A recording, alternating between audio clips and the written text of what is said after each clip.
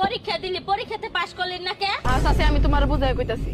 365 দিনে এক বছর, এই 365 দিনের মধ্যে 52 দিন থাকে শুক্রবার, তাহলে আর কয় দিন থাকে? 313 দিন। আচ্ছা ঠিক আছে, 313 দিন। এই 313 দিনের মধ্যে মনে করো শীতকাল, গ্রীষ্মকাল, বসন্তকাল সব কাল মিলাইয়া ছুটি থাকে 50 দিন, তাহলে থাকে আর কয় দিন? 263 দিন।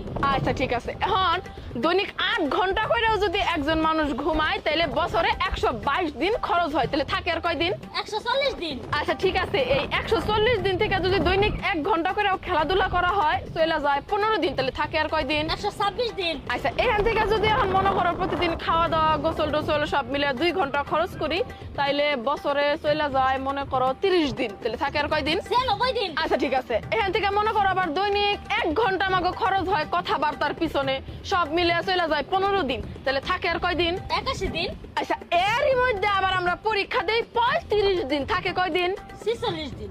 আচ্ছা ঠিক আছে, এই 46 দিন থেকে মনে করো আবার পূজার বন্ধ, এই বন্ধ সেই বন্ধ সব মিলে মনে করো চলে যায় 40 দিন, তাহলে থাকে আর কয় দিন? 6 দিন। আচ্ছা ঠিক আছে, এই 6 দিনের মধ্যে মনে করো আবার 3টা দিন তো তুমি মিনিমাম অসুস্থ থাকবাই, তাহলে থাকে আর কয় দিন? 3 দিন। আচ্ছা এই 3 দিন থেকে 2টা দিনও কি তুমি বেড়াবার যাবা না, তাহলে থাকে আর কয় দিন? ও এই একদিনই খালি পড়ার সময়। এই একদিন কি আর তোমার জন্মদিন থাকবো না? জন্মদিন কি তুমি পালন করবা না? তাহলে আমার পড়াশোনা করার সময় কই? সময় তো নাই।